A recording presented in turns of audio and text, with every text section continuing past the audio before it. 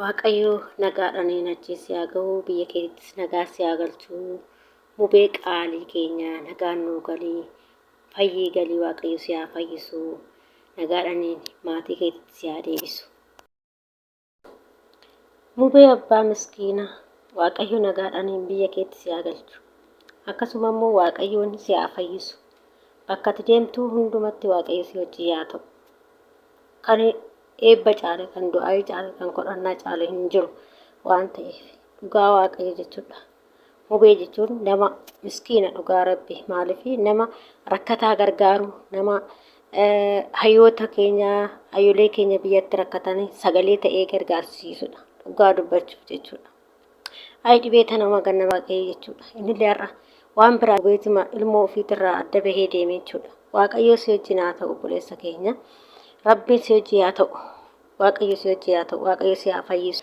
Ashamaa harka fuunee hordoftootaa fi kabajamtoota chaanaala kootii hundi keessanuu kan biyya keessaa kan biyya alaa. Bakka jirtanitti nageenya waaqayyo isin haa baatu. Akkam jirtu ani nagaa kootti galata waaqayyo. Isin jecha akkasuma warroonni chaanaala kanaaf haaraa taatan sabiskiraayib gochuudhaan jajjabeessaa isin jenna. Akkuma dura viidiyoo argaa jirtan viidiyoo dura irratti mubeen gara biyyaa deemaa jira. Gara biyyaatirraa immoo Turkiin deemaa jira jechuudha. Biyyatti galee biyyarraa immoo Turkii deema jechuudha. Asii deemuu hin danda'amu waan ta'eef jechuudha. Innaa biyyatti galee biyyarraan deemaa Turkii jechuudha.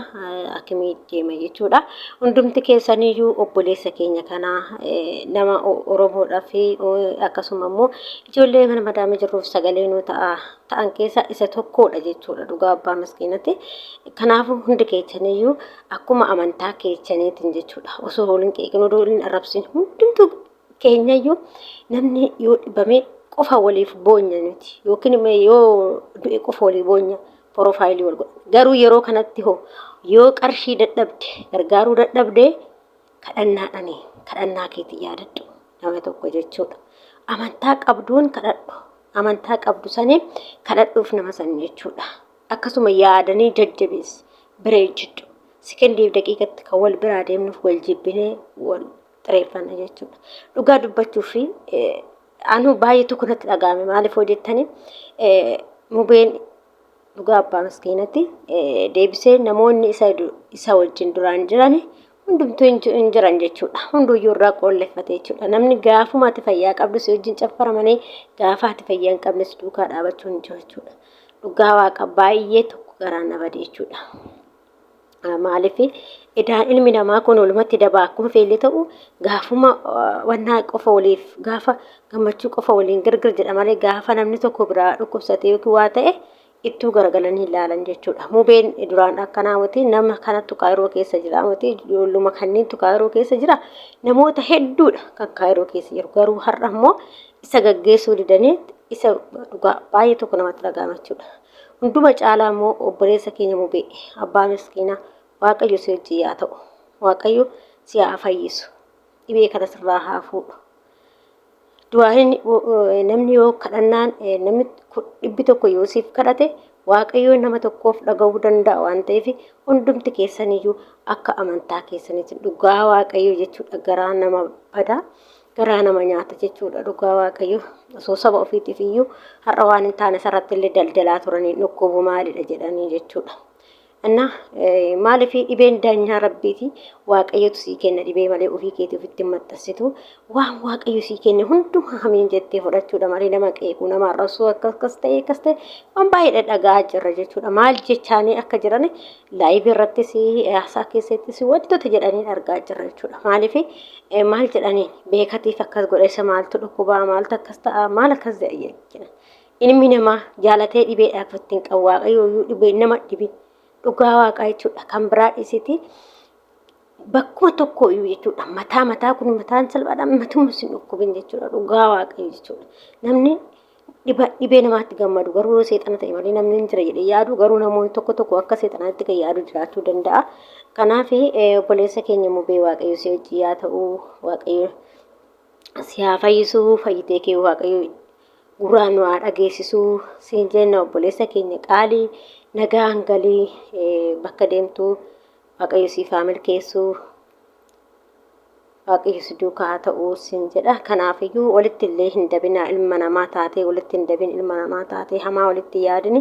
Nutis hundi keenya iyyuu guyyaa asirraa deemnu hin beekamu. Guyyaa asirra jirru kanammoo yoo yaadanillee ta'e haalanillee ta'e wal jajjabeessinee wal biraa deemuu qabna jechuudha.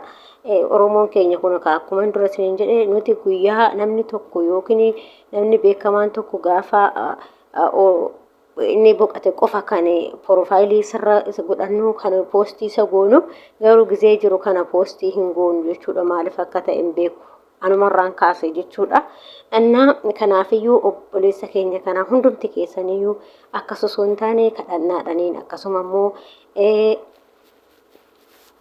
namni yookaan gargaarsi isaa gargaaramee jira waaqayyoon isa haa gargaaru. Akka fayyee galuu hundumti keessan kadhannaa godhaa fi obboleessa keenya kanaa waaqayyo nagaadhaan si geessee nagaadhaan si fayyisee biyya keetitti si haa deebisu. Waan hajaa keetii waaqayyo si haa gootu siin jenna obboleessa keenya qaalii. Kanaaf ilmi namaa walitti hin dabinaa. Ilmi namaa kun walitti dabaa jira jechuudha. Keessaa Oromoon keenya baay'ee walitti dabaa baay'ee walitti naafa jechuudha. Maaliif nuti hundi keenya guyyaa deemna sarraan beekamu. Addunyaa tan immoo ergisaadha. Addunyaan tuni sekeendii takka wal bira turuu hin dandeenyu bare. Yoo dhufte taana sekendeetti jechuudha. Dhugaa waaqayyo jechuudha. Mucaa tokko dheengadda yoo argartanii jiraattanii rafeetuma bakkuma ciisutti rafee achumatti hafee jechuudha.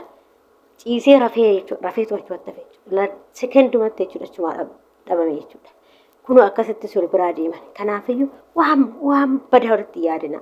Namni yoo badaa walitti yaade gaarii miti. Hundi keenya iyyuu addunyaa tana ergisaarra jiraannee of tuullee uffannee akka barbaanne taana garuu sekendiif daqiiqaa deemnutti hin beeknu guyyaa deemnu hundi keenya hin beeknu. Akkasuma immoo dhibee namni ofitti hin godhu waaqatu sii kenna. Bakka wanta waaqayyo namaa kenne immoo amin jettee fudhachuudha malee ati akkasii inni dhibamu inni akkas hin jedhin.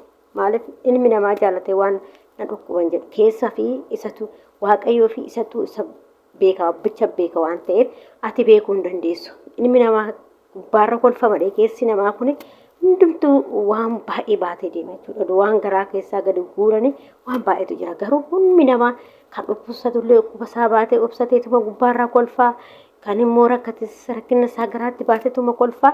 Kanaaf ilmi namaa waan baay'ee obsaa jechuudha walumaa galatti. Kanaafiyyuu waan hin taane hamaa walitti yaadinaa isiniin jedha.